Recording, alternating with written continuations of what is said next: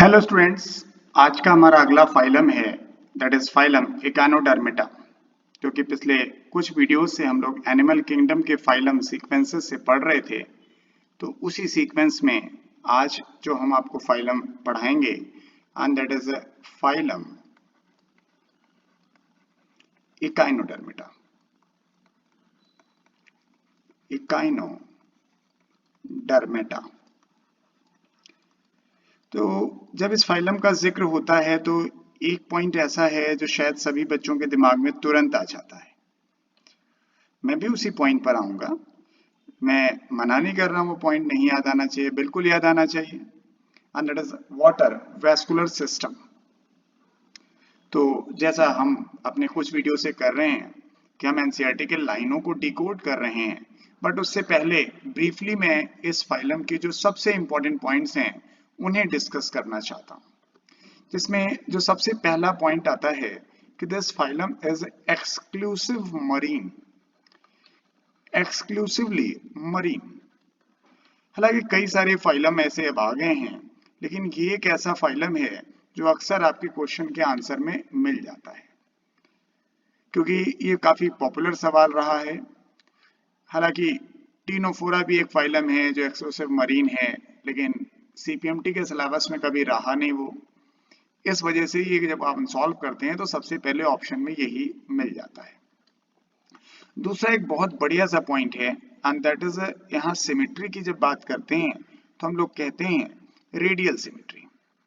होनी भी चाहिए रेडियल सिमेट्री, लेकिन सर रेडियल सिमेट्री हम बोलें उससे पहले आपको ये जानना चाहिए एक्चुअली बाइलेटरल सिमेट्री ही पाई जाती है। लेकिन डेवलपमेंट के दौरान ये बाइलेटरल सिमेट्री जो है ये चेंज हो जाती है रेडियल सिमेट्री में। और ऐसी बात मैंने आपके पिछले फाइलम में भी कहनी चाहिए थी, क्योंकि जो मोलस्का का मेंबर है वो भी बाइलेटरल सिमेट्री है। एक ग्रुप है हायरार्की में आप देखें तो बाइलेटेरिया, तो उन सब में बाइलेटरल सिमेट्री है और ये प्लेटीहेल्मिन्थीज से शुरू हो जाता है। प्लेटीहेल्मिन्थीज ऑनवर्ड्स जितने भी फाइलम हैं सब जगह बाइलेटरल सिमेट्री है, लेकिन दो जगह परिवर्तन हुआ है। कुछ मोलस्क जिनमें डेवलपमेंट के दौरान ट्वारजन होता है, ट्वारजन बोले तो घुमाव होता है, तो उनमें एसिमेट्रिकल हो जाता है। और इकानोडर्मिटा का जब हम जिक्र करते हैं तो यहाँ पे bilateral symmetry changes into the pentamerous radial symmetry. अब हम अपने उस पॉइंट पर आते हैं जिसका वेट हम इस फाइलम में जरूर करते हैं and that is the water vascular system. Water vascular system ये बड़ा इंपॉर्टेंट पॉइंट है, लेकिन सर जहां इंपॉर्टेंट होता है ना उस जगह कंफ्यूजन की पॉसिबिलिटी बढ़ने लगती है, क्योंकि उससे मिलता जुलता अगर कोई पॉइंट होगा तो गलत हो सकता है। तो उससे मिलता जुलता एक पॉइंट आपके पास पहले से है और आपने वो पढ़ा भी है पहले कहीं, and that is water canal system. कहीं आपने याद करिए पढ़ा हो, तो कंफ्यूज मत होइएगा। वाटर कैनाल सिस्टम आपने काफी पहले स्पॉन्जेस में पढ़ रखा है। हम कैनाल का जिक्र नहीं कर रहे हैं यहाँ पर, हम यहाँ पर वेस्कुलर का जिक्र कर रहे हैं। तो ये वाटर वेस्कुलर सिस्टम कहलाता है। हालांकि एक नाम और है, आपकी टेक्स्ट बुक में सिर्फ एक ही नाम दिया है तो मैं एक ही कहता, लेकिन मैं दूसरा नाम जरूर बताना चाहूंगा क्योंकि काफी पॉपुलर पॉइंट है इस वजह से। तो आप चाहें तो इसको वाटर वेस्कुलर सिस्टम या एक दूसरा नाम भी दें, दैट इज एम्बुलैक्रल सिस्टम। ये थोड़ा कम प्रचलन में है आपके सिलेबस में, इसलिए शायद आपकी टेक्स्ट बुक में नहीं लिखा है। तो ये पाया जाता है। तो हम पहले इसको जानने की कोशिश करेंगे कि ये होता कैसा है, क्योंकि इसके फंक्शन का जिक्र करते हैं कि भाई लोकोमोशन में मदद करता है, ये फूड कैप्चरिंग में मदद करता है, ट्रांसपोर्ट ऑफ फूड में मदद करता है या रेस्पिरेशन में। तो हम यही चीज समझना चाहेंगे कि सर ये काम जो इतने सारे हम लोग पढ़े ले रहे हैं वो एक्चुअली करते कैसे हैं, यानी इसका स्ट्रक्चर होता कैसा है। तो इसको अगर जानना हो तो थोड़ा सा आप मुझे समय दीजिए, मैं एक डायग्राम फ्रेम कर रहा हूं, शायद इससे मैं आपको अपनी बात समझा ले जाऊं।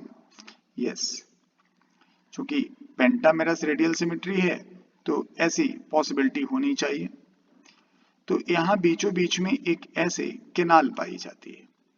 थोड़ा समय देंगे तो मैं बना भी लूंगा, और बना करके आपको कुछ आइडिया ज़रूर दे दूंगा कि आपका जो वाटर वेस्कुलर सिस्टम है वो कैसा होता है और कैसे ये अपने फंक्शन को अंजाम देता है।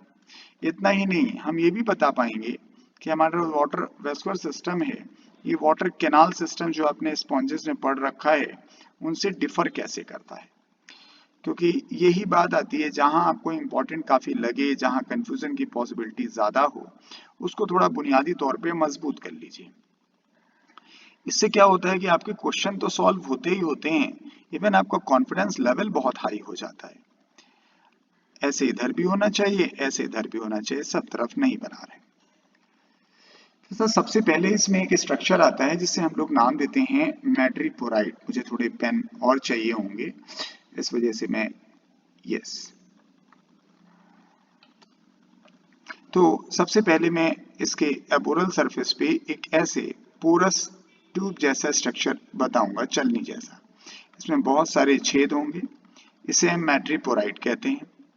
इसी की एक कैनाल इसी की एस शेप की होती है एंड इट ओपन्स हियर। इसे आप चाहें तो स्टोन कैनाल कह दें या कहीं कहीं मैट्रीपोराइट कैनाल कह देते हैं।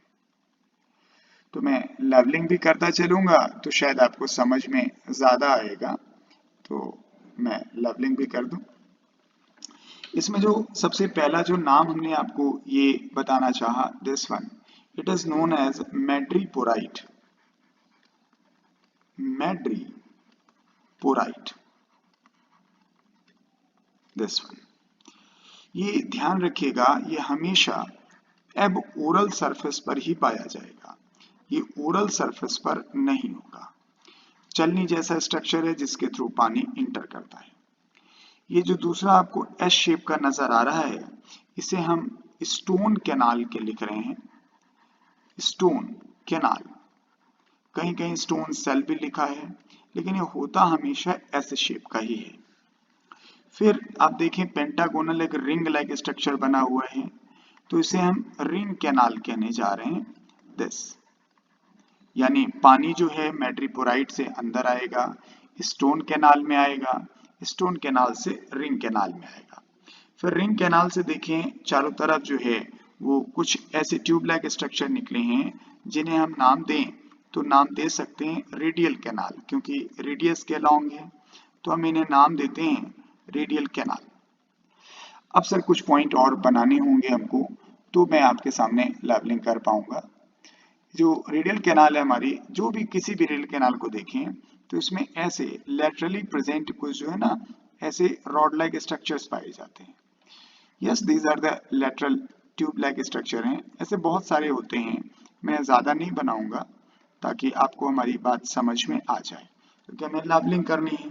तो ये एक्चुअली लेटरल कैनाल होती है, और इस लेटरल कैनाल से जुड़ा हुआ सर एक ट्यूब फीट होता है, पैर जैसा स्ट्रक्चर है। मैं ऐसे बना के दिखा दे रहा हूँ। अब नोट पैड है तो उतना अच्छा डायग्राम नहीं बनेगा, लेकिन फिर भी आई एम ट्राइंग कि आपको बात हमारी समझ में आनी चाहिए, तो वो ज़्यादा ज़रूरी है। डायग्राम तो कम अच्छे या बुरे बन सकते हैं, लेकिन आप क्वेश्चन के उस लाइन तक पहुंच जाएं, क्योंकि एक्चुअली मैं आपको फंक्शन इसका सही तरीके से बताना चाहता हूँ। क्योंकि यही एनसीईआरटी में क्या होता है ना, जो इंपॉर्टेंट पॉइंट्स होते हैं वहां भी वो ब्रीफली यूज करते हैं, तो हम कोरिलेट नहीं कर पाते।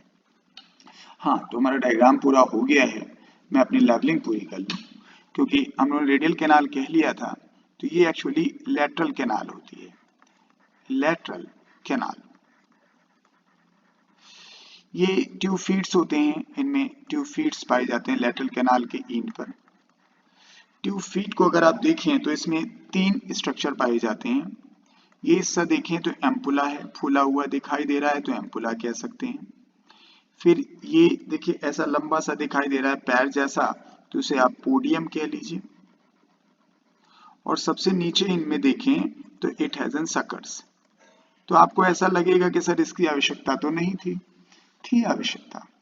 जब आप इसको अभी फंक्शन के साथ कोरिलेट करेंगे तो बात समझ में आ जाएगी। अब सर इसमें 2 और चीजें हमें बनानी है। ये तो हमने कैनाल का ही पॉइंट से बताना चाहा। ये जो हमने रिंग कैनाल बनाई है, तो रिंग कैनाल में इनर सरफेस की तरफ देखें तो हमारे पास कुछ ऐसे स्ट्रक्चर्स पाए जाते हैं।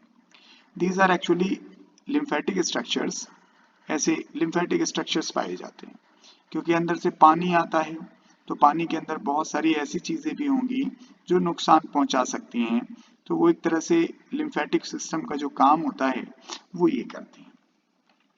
सर इतना ही नहीं, ये तो हमने इनर सरफेस पे बनाया, मैं तो आउटर सरफेस पे भी चाहता हूँ। मुझे कलर चूज कर लीजिए, मैं ब्लैक से ही बना दूं क्योंकि और कोई कलर हमारे पास बच ही नहीं रहा है। तो आउटर सरफेस की तरफ ऐसे छोटे छोटे कई सारे वेसिकल्स पाए जाते हैं, गुब्बारे जैसे स्ट्रक्चर हैं। ये समय समय पे पानी को स्टोर कर लेते हैं और इसके अंदर पानी का कंटेंट जो वाटर कैनाल सिस्टम है इसको रेगुलेट करते हैं। इनको हम पोलियन वेसिकल्स कहते हैं। तो मैंने एक बार बना लूं तो समझाना आपके लिए आसान हो जाएगा। यस, अब 2 ही लेबलिंग रह गई है, वो भी कर लूं मैं तो आपको अपनी बात पूरी कह ले जाऊंगा। जो मैंने अंदर की तरफ आपको ये बना के दिखाया है, अब स्पेस में यहाँ लेबलिंग करता हूँ, दिस वन। और जो अंदर की तरफ बना है इन्हें हम लोग नाम दे रहे हैं टिडमैन्स बॉडीज, टिडमैन्स बॉडीज या रेसिमोस ग्लैंड भी कहते हैं, लेकिन मैं ज्यादा नाम नहीं दूंगा, कंफ्यूजन पड़ जाएगा आपको। और ये जो बाहर की तरफ ब्लैक पेन सा बनाया है ये पोलियन वेसिकल है, पोलियन वेसिकल। अब जी हमारा डायग्राम पूरा हुआ। तो मैं ये आपसे कह रहा था कि जो हमारा वाटर वेस्कुलर सिस्टम है या एम्बुलेक्रल सिस्टम है, ये इसका कैरेक्टरिस्टिक फीचर है। अगर आप इसी में स्टारफिश के अंदर इसे बनाए होते तो बात समझ में आ जाती। पानी से इधर से अंदर आता है, फिर स्टोन कैनाल से होता हुआ रिंग कैनाल, रिंग कैनाल से रीडियल कैनाल, रीडियल कैनाल से लेटरल कैनाल से होता हुआ ट्यूब फीट तक पहुंचता है। इसका मतलब इस तरह जो पानी है वो इसके अंदर आता जाता रहता है।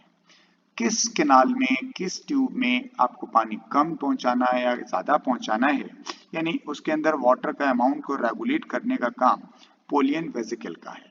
लिम्फेटिक सिस्टम होने के कारण इसको हम लिम्फेटिक नेचर का कह रहे हैं, तो इससे इसका फंक्शन अपने आप क्लियर हो जाता है कि इट रिमूव द जर्म्स, कोई जो जर्म्स हैं उनको ये रिमूव करके रखता है। अब सर पानी आता है तो जाहिर है ट्रांसपोर्ट एक जो फंक्शन होना चाहिए वो तो बड़ी आसानी से हो जाएगा, इसलिए जब हम फंक्शन का जिक्र करते हैं तो तुरंत ट्रांसपोर्ट लिख देते हैं, सही भी है, ट्रांसपोर्ट ऑफ फूड। दूसरा सर पानी आ रहा है तो जाहिर है respiration, because a lot of oxygen is dissolve in the water. पानी में तो डूबा ही हुआ है लेकिन पानी अंदर तक पहुंच रहा है, तो रेस्पिरेशन भी किसका फंक्शन हो गया। देन अगर आप इस ट्यूब फीट को जोड़ के देखेंगे तो सकर्स हैं जिससे लोकोमोशन का अंदाजा आपको हो जाएगा, और लोकोमोशन होगा तो जाहिर है फूड कैप्चर। इसलिए इसके 4 फंक्शन जो लिखे जाते हैं उसमें कोई संदेह नहीं है, वो बहुत इंपॉर्टेंट है। एक तो सर इसका फंक्शन लोकोमोशन लिखा जाता है, मैं वाटर वेस्कुलर सिस्टम के लिए बता रहा हूं। दूसरा फंक्शन लिखा जाता है फूड कैप्चर, यानी कैप्चर ऑफ फूड, खाना, शिकार या जो आप कह लें पकड़ने के लिए। तीसरा फंक्शन लिखा जाता है ट्रांसपोर्ट ऑफ फूड, क्योंकि पानी आपने देखा वो जा रहा है, ट्रांसपोर्ट ऑफ फूड। और चौथा फंक्शन लिखा जाता है रेस्पिरेशन। तो ये इनके 4 फंक्शन हैं। ऐसे ही बात जब मैंने आपको वाटर कैनाल सिस्टम बताई थी तो वहां भी बताना चाहा था कि उस जगह भी जान लें कि उनके क्या क्या फंक्शन होते हैं। तो ये तो रही वाटर वेस्कुलर सिस्टम की, तो मैंने 3 बातें की आपसे कि सर एक्सक्लूसिव मरीन फाइलम है ये। दूसरा सिमेट्री का जिक्र हमने किया, यहाँ सिमेट्री पाई जाती है और वो सिमेट्री है रेडियल सिमेट्री, लेकिन बाइलेटरल से कन्वर्ट होती है। और फिर वाटर वेस्कुलर सिस्टम का जिक्र किया। इसमें एक खास बात और जाननी है आपको कि सर जो टेक्स्ट बुक में ज्यादा मेंशन नहीं किया गया है, that is a no excretory structure. इसलिए या ऑर्गन कह लीजिए, कोई एक्सीटरी ऑर्गन नहीं होता। ऐसा इसलिए कह रहा हूं कि हम लोग काफी देर से इस पॉइंट को काफी डिस्कस कर रहे थे, और डिस्कस करते हुए इस बात को कहते थे कि भाई कहीं फ्लेम सेल हैं, फिर इनट सेल हैं, फिर नेफ्रिडिया आया, मेल्पिगन ट्यूब्यूल आया, और लास्ट फाइलम में आते आते मेटानेफ्रिडिया या ऑर्गन ऑफ बोजानस तक आपने कहा। तो एक्सीटरी ऑर्गन नहीं पाया जाता, और जो एक्सक्रीशन है वो बाई एक स्पेसिफिक सेल है एंड दैट इज अमीबोसाइट, उनके द्वारा किया जाता है। लेकिन होते ये अमोनोटेलिक हैं, ये ध्यान रखिएगा, दीज आर अमोनोटेलिक। सर एक पॉइंट और बड़ा महत्वपूर्ण सा है, उसे जरूर ध्यान देना चाहिए, क्योंकि वो वही बात है कि एनसीईआरटी में नहीं मेंशन होता है तो हमारा दिमाग उस पर जाता नहीं है। और अब तो बच्चा जल्दी और सुनने को तैयार नहीं होता है, कहता है सर एनसीईआरटी में नहीं दिया है तो हम नहीं पढ़ना चाहेंगे, लेकिन ऐसा होना नहीं चाहिए। सर नर्वस सिस्टम भी यहाँ पर है, लेकिन लाइन को जरा ध्यान से पढ़िए और देखिएगा। Nervous system yes present but without brain, यहाँ ब्रेन नहीं पाया जाता। जब हम इसका जिक्र करते हैं कि सर बिना ब्रेन का है तो हमें सीलन ट्रेटा ही सिर्फ याद आता है, लेकिन यहाँ पर ऐसा नहीं है। अगर मैं आपको नर्वस सिस्टम का थोड़ा आइडिया दूं तो यहाँ पर एक सर्कम ओरल रिंग पाई जाती है ऐसे, और इस सर्कम ओरल रिंग में बहुत सारी रेडियल नर्व्स पाई जाती हैं ऐसे, रेडियल नर्व निकली होती हैं लाइक दिस। 5 हैं तो 5 बना के दिखा दूं। तो मैंने ये 5 आपको पॉइंट बोले हैं, प्लीज एक बार फिर सुन लें। एक्सक्लूसिव मरीन फाइलम है। सिमेट्री के नाम पे देखेंगे तो सिमेट्री यहाँ पर लार्वल स्टेज में तो बाइलेटरल सिमेट्री है, लेकिन सर एडल्ट स्टेज में आते आते रेडियल सिमेट्री हो जाती है। फिर वाटर वेस्कुलर सिस्टम का जिक्र करने को कहा, वाटर कैनाल से कंफ्यूज मत करिएगा। वाटर वेस्कुलर सिस्टम का काम है locomotion, food capture, transport of food and respiration. 2 point और बोले हमने कि यहाँ कोई एक्सक्रीटरी ऑर्गन नहीं पाया जाता है। Excretion is by amoebocytes and they are ammonotelic. Nervous system is without brain. तो ये तो पॉइंट हमने वो बोले कि सर जो आपके पास यहाँ पर देखा जाए तो एनसीईआरटी में जिनको ज्यादा महत्व देना था उनके लिए। लेकिन सर अब हम एनसीईआरटी के लाइन को पढ़ के देखते हैं, उनको शुरू करते हैं। यस, नेक्स्ट पेज पे आ जाए। यस, तो एनसीईआरटी के लाइन पर अगर हम आते हैं तो एक एक करके हम बोलते जाएंगे, और आपके पास अगर एनसीईआरटी है तो वहीं से आप पढ़ना शुरू करिए and you can catch the line या वर्ड्स। जैसे सबसे पहले जो हमने लिखा, नाम दिया इसको इकाइनोडर्मेटा। ये नाम जब हम लिखते हैं तो तुरंत आपसे कहते हैं सर इसको डेसिफर करिए। वो है कि 2 शब्दों से बना है, वन इज इकिनस और दूसरा तो डर्मा वर्ड दिख ही रहा है। तो इकिनस का मतलब होता है स्पाइन, स्पाइनी, और डर्मा का मतलब स्किन। तो इसका सबसे पहला फीचर हो गया दैट इज स्पाइनी स्किन। ये प्रोटेक्टिव फंक्शन है इनका। कभी ध्यान से देखिएगा तो इसकी बॉडी के ऊपर ऐसे ऐसे स्पाइनी स्ट्रक्चर्स पाए जाते हैं, दीज आर यस। तो ये प्रोटेक्टिव फंक्शन के होते हैं, लेकिन सर इनके बीच बीच में अगर आप कभी बहुत ज़्यादा मैग्नीफाई करके देखें या नज़दीक देखिएगा, हम लोग तो फोटो में थोड़ा दूर दूर से देखते हैं इसलिए बात समझ नहीं पाते हैं, थोड़ा अगर हम दूर से देखें तो अब नज़दीक करें तो इसके अंदर कुछ ऐसे स्ट्रक्चर और पाए जाते हैं जिसका जिक्र अक्सर लोग 12th में कर नहीं पाते हैं, and these are named as an pedicellaria. इनको हम लोग पेडिसिलरी कहते हैं। महत्व बता दो इनका। पेडिसिलरी महत्व ये कि इनकी स्किन स्पाइनी होती है, तो स्पाइनी होने के कारण और चूंकि पानी में ही हमेशा रहते हैं तो एक संभावना ये होती है कि इनकी बॉडी के ऊपर बहुत सारे खरपतवार ऐसे होंगे जो लग जाते होंगे। तो उनसे बचने के लिए सर ये बेहद जरूरी है कि सर वो कुछ ऐसा इंतजाम हो कि कोई यहाँ पर आकर के चिपक ना पाए। तो पेडिसिलरी हमेशा हिलता रहता है जिससे वहां पर कोई चीज चिपक नहीं पाता है।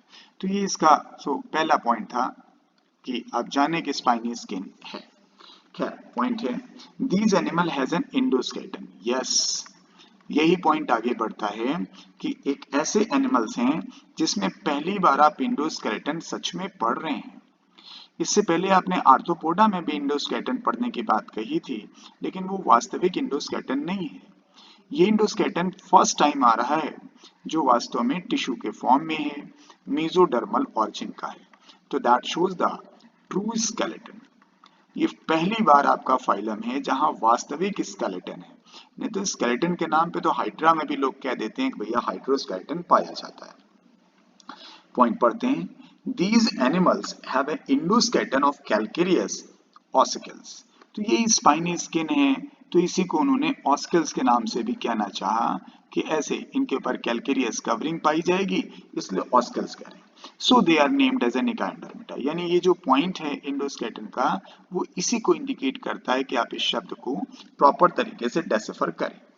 फिर दूसरा शब्द है कि भाई मरीन है, तो ये तो मैंने अभी आपको इंपॉर्टेंट पॉइंट में बताया कि एक्सक्लूसिव मरीन है। अगला शब्द है that is organ system grade of body of organisation. ये तो हम ढो रहे हैं सिर्फ, क्योंकि ऑर्गन सिस्टम तो हम कब का पढ़ चुके हैं। Organ system body of organisation that is from aschelminthes. फिर सिमेट्री का जिक्र किया गया है कि इनमें रेडियल सिमेट्री पाई जाती है। तो ये भी बात मैंने कही कि सर लार्वल स्टेज में जो लार्वा है वो प्लूटियस लार्वा है या बाइपिनेरिया लार्वा है, you will see there is an bilateral symmetry. Bilateral symmetry तो ये चेंज हुआ है। और जब हम इसकी बात करते हैं तो मोलस्का में पाइला को जरूर याद करते हैं, वो भी बाइलेटरल से एसिमेट्रिकल हुआ है। फिर अगला शब्द है आपके पास ट्रिप्लोब्लास्टिक। सर ये भी हम कह रहे हैं ढो रहे हैं काफी देर से, क्योंकि वास्तव में ट्रिप्लोब्लास्टिक तो हम काफी पहले से ही प्लेटिहेल्मिन्थीज से शुरू कर चुके हैं। अगला शब्द है सिलोमेट। ये बात कई बार आई है कि आपके एनसीईआरटी में सिर्फ सिलोमेट कहा गया है, लेकिन मैंने आपको पढ़ाते वक्त साइजोसिलोमेट और इंटरोसिलोमेट दो शब्दों से आपको परिचय कराया है। तो yes we got here and these are the enterocoelomate. Enterocoelomate, क्योंकि यहाँ पे जो सिलोम की ऑरिजिन होती है वो होती तो मीजोडर्म से ही है, लेकिन सर वो जो मीजोडर्मल पार्ट है दैट कम्स फ्रॉम द इंटरॉन, यानी आंत से आता है। एक और शब्द यहाँ होना चाहिए था, वो नहीं लिखा गया, and that is a deuterostome. Protostome उन्हें कहते हैं जहां माउथ का फॉर्मेशन एलिमेंट्री कैनाल में पहले होता है, लेकिन जहां एनस का फॉर्मेशन पहले होता है उसे हम ड्यूटेरोस्टोम कहते हैं। तो सर जो हमारा इकानोडर्मिटा है, एंड ये ध्यान रखिएगा कि इकानोडर्मिटा के जो मेंबर्स हैं they all are that is deuterostome. यानी आप कह सकते हैं एनस का फॉर्मेशन जो है वो पहले होता है, यानी anus forms first alimentary canal में। फिर बात आती है कि सर भाई आपने एनस की बात की है तो हम आगे भी करें कि यहाँ पर जो यस डाइजेस्टिव सिस्टम हमारे पास कंप्लीट है। तो ये कोई नया पॉइंट नहीं है यार, तो काफी पहले से हम लोग पढ़ रहे हैं। ये aschelminthes onwards, blind sac body plan सिर्फ दो ही जगह तो था, वैसे कायदे से तो एक ही जगह था, दैट वाज प्लेटिहेल्मिन्थीज। लेकिन अगर आप और बढ़ा के लिखते तो मैं हाइड्रोएनस सिलेंट्रेटा भी लिख देता। लेकिन जो हम डाइजेस्टिव सिस्टम की बात जब करते हैं तो ये ध्यान रखिएगा, इसमें जो माउथ का पार्ट है भाई, माउथ और एनस दोनों है, तो माउथ हमेशा ये ध्यान रखें it is always on the ventral side. Ventral side ये इसकी विशेषता है। और जाहिर बात है फिर यार एनस भी तो बना ही रहे हैं, तो anus is on the dorsal side. तो मैं ये आपके लाइनें बता रहा हूं एनसीईआरटी की, डोंट बी बोरिंग कि हम एनसीईआरटी के लाइन को नहीं ध्यान देंगे। फिर सबसे इंपॉर्टेंट फीचर जो मैंने अभी आपको डिस्कस किया that is water vascular system. Water vascular system जिसके बारे में हमने कहा कि इसके चार काम आपको बताए। सर ट्रांसपोर्ट की बात की है, फूड कैप्चर की बात की है, देन लोकोमोशन की बात की है, देन रेस्पिरेशन की बात की है, यानी TCLR आप जैसे भी याद कर सकते हो। फिर एक्सीटरी सिस्टम एब्सेंट, ये भी मैंने आपको बताया कि सर एक्सीटरी सिस्टम नहीं पाया जाता है, और ये बहुत सरप्राइजिंग बात है कि इतना एडवांस जो फाइलम है उसमें एक्सीटरी सिस्टम नहीं है। यस अगली बात आती है ये यूनिसेक्सुअल है। तो इंपॉर्टेंट बात ये नहीं है कि यूनिसेक्सुअल है, सर इंपॉर्टेंट बात ये है कि no sexual dimorphism. No sexual dimorphism यानी मॉर्फोलॉजिकली आप देख के नहीं बता पाओगे कि ये मेल है या फीमेल है। यही बात हम आपसे यहाँ पे कह रहे हैं कि है जरूर डायमॉर्फिज्म, कि इससे पहले हम लोग कहते थे कि सर डायमॉर्फिज्म है तो मेल फीमेल को पहचाना जा सकता है। अब जाहिर है ये सेक्सुअल मेथड तो होगा नहीं, इतने एडवांस मेथड हैं, मतलब इतना एडवांस एनिमल है, तो सेक्सुअल रिप्रोडक्शन होता है, लेकिन होते ये ओवीपेरस है। वीपेरस कैसे हो जाएंगे, और जो एग है एंड दैट इज अ माइक्रोलेस्थल। माइक्रोलेस्थल का मतलब होता है कि इसमें यॉक बहुत कम होता है, तो जाहिर है फर्टिलाइजेशन जल्दी हो जाए तो ठीक है, अदरवाइज खत्म। और जो फर्टिलाइजेशन है वो एक्सटर्नल है, दिस एक्सटर्नल। डेवलपमेंट हमेशा इनडायरेक्ट होता है, मैंने रास्ते में आपको लार्वा का नाम भी बताया था। तो इनडायरेक्ट हैं, जैसे प्लूटियस लार्वा का जिक्र करते हैं, आप याद कर रहे हो तो, या बाइपिनेरिया लार्वा, ये दो लार्वा का जिक्र यहाँ पर होता है। और इन्हीं दोनों लार्वा में हम कह पाते हैं कि बाइलेटरल सिमेट्री पाई जाती है। तो ये तो पॉइंट मैंने आपको वो बताए जो एनसीईआरटी में दिए हुए थे। अब मैं एग्जाम्पल चाहता हूँ कि एग्जाम्पल जरा जाने कि कौन कौन से एग्जाम्पल आपको याद करने हैं। 5 दिए होंगे आपने। सर सबसे पहला एग्जाम्पल दिया हुआ है एस्टेरियस। सर यही हम लोग ने हमेशा से सीखा है कि asterias is a starfish, तारा मछली हम इसी को कहते हैं, इसलिए फिश नहीं है लेकिन फिर भी यही पॉपुलर है। दूसरा शब्द है इकिनस। इकिनस, इसे हम नाम देते हैं सी अर्चिन। ये समुद्र में खूब पाए जाते हैं। अर्चिन का मतलब होता है मवाली, हियर एंड देयर जो पाए जाते हैं उन्हें कहते हैं। लेकिन इसमें एक बड़ा इंपॉर्टेंट पॉइंट है, अब चूंकि इन्होंने ज्यादा डिस्क्राइब नहीं किया है इसलिए इस पॉइंट को मिस जरूर किया है, लेकिन आई विल शो। इनके पास अगर देखा जाए तो एक बड़ा विशेष स्ट्रक्चर है जो कई बार एग्जाम में आ चुका है, दैट इज अरिस्टोटल लैंटर्न। तो आप सोचो कि ये कौन सी चीज आ गई। एक्चुअली ये बाइटिंग एंड चिविंग एपरेटस है, बाइटिंग प्लस चिविंग एपरेटस इनके पास पाया जाता है। इनमें दांत होते हैं, 5 दांत होते हैं, 5 टीथ। वो नाम से कंफ्यूज मत करिए, ये लैंटर्न एक लालटेन की तरह है, जैसे शिप में एक लालटेन पहले एक बड़ा सा लाइट लगा दिया जाता था, इसका शेप उसी तरह का होता है, इसी वजह से आपको कंफ्यूजन हो रहा होगा। तो अरिस्टोटल लैंटर्न आप एकानोडर्मिटा में इसी जगह पढ़ पाते हो, दोबारा कहीं नहीं मिलेगा। तीसरा एग्जाम्पल है एंटीडॉन। एंटीडॉन, इसका कॉमन नेम है सी लिली। एक्चुअली इसके पीछे एक स्टोरी ये है, अब सही बात ये है कि दैट शोज द सेडेंट्री, यानी ये मूव नहीं करते और सारे मेंबर आपके इधर उधर मूव करते रहते हैं। फिर अगला एग्जाम्पल है कुकुमेरिया। कुकुमेरिया, इसी को हम सी ककम्बर कहते हैं, सी ककम्बर, शेप की वजह से कह देते हैं। और लास्ट एग्जाम्पल जो दिया हुआ है वो ओफ्यूरा। ओफीरा का मतलब सांप से लिया जाता है, ओफीडिया है, and that's a brittle star. क्यों ऐसा कहते हैं?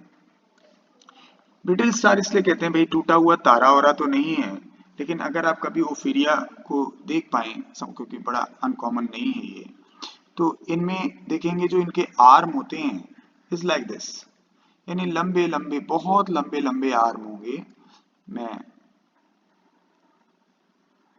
ज्यादा तो नहीं बना पाऊंगा लेकिन काफी लंबे लंबे आर्म होते हैं। एक आर्म ये बनाई, दूसरी आर्म ऐसे बनाई, तो बड़ी आसानी के साथ देखें कहीं ना कहीं इधर उधर, क्योंकि इतने बड़े बड़े आर्म हैं इनके पास, तो ये इधर उधर टूट जाते हैं। तो अक्सर इसी को लोग कहते हैं भाई तारे का टूटा, क्योंकि हम स्टार फिश की हमारी आदत पड़ी हुई है, तो हम सर इस तरह की चीजें सोच नहीं पाते। तो ये कई बार ये ब्रेक हो जाता है और ब्रेक होकर के इधर उधर पाया जाता है, क्योंकि हमारी आदत में बस स्टार फिश यही हमने सोच रखा होता है, वो एक्चुअली एस्ट्रियस है खाली। तो ये इस वजह से इसे हम ब्रिटल स्टार कह पाते हैं। तो हमारी बात पूरी हुई है इस फाइलम को लेकर। इकानोडर्मिटा बहुत बड़ा फाइलम नहीं है, आपके सिलेबस में सिर्फ 5 एग्जाम्पल हैं। तो एक्चुअली क्या है कि हमने ये महसूस किया है यूट्यूब पे ज़्यादातर लोग हमेशा ये सर्च करते हैं कि कोई शॉर्टकट की चीज़ मिले, और मैं इस बात के लिए हमेशा क्लास से लेकर ऑनलाइन जहाँ जहाँ मैं एक्टिव हूँ हर जगह बात कहता हूँ, कोई चीज़ शॉर्टकट नहीं है। आपको एक रिदमिक मैनर से लगातार अभ्यास करना है, मेहनत करनी है, सफलता आपके नज़दीक आ जाएगी। लेकिन अगर आप शॉर्टकट ढूंढेंगे तो आपकी जो सक्सेस है वो भी शॉर्टकट ढूंढती है और सोचती है कि हम भी वही रास्ता अपनाएं जिससे बड़ी आसानी से मिल जाए, और उस शॉर्टकट में आप नजर कहीं नहीं आते। क्योंकि जब हम थोड़ा सा डिटेल में पढ़ते हैं, थोड़ा समझ के पढ़ते हैं, तो हमारे अंदर क्या होता है ना, कॉन्फिडेंस आता है, और उस कॉन्फिडेंस का फायदा ये होता है कि जो हम पढ़े होते हैं, जो हमने मेमोराइज किया होता है, उसकी लॉन्गिटिविटी बढ़ जाती है। और जब लॉन्गिटिविटी बढ़ जाती, क्योंकि एग्जाम के समय जरूरी नहीं कि हम सब चीजें 2-4 दिन में पढ़ लें, कुछ चीजें तो हमने कई महीने पहले पढ़ी होती है, बट हम जब उसे रिकॉल करते हैं तो वो याद आनी चाहिए। लेकिन इसीलिए आपसे कहा जाता है कि जो पढ़िए कॉन्सेप्चुअल पढ़िए, कोशिश मत करिए शॉर्टकट की। शॉर्टकट की जरूरत नहीं होती है। वो अगर आपको सफल होना है तो मेहनत करके ही होना है, नहीं तो शॉर्टकट के बहुत सारे रास्ते हैं। नजरिया बदलिए। जब आप किसी चीज को समझ के पढ़ने लगेंगे, कॉन्फिडेंस आते ही इंटरेस्ट बढ़ जाएगा, तो किसी की जरूरत नहीं होगी। आप खुद मोटिवेट होंगे, खुद स्टिमुलेट होंगे। तो हम अपनी डिकोडिंग ऑफ एनसीईआरटी को कंटिन्यू रखेंगे। Good luck to all of you.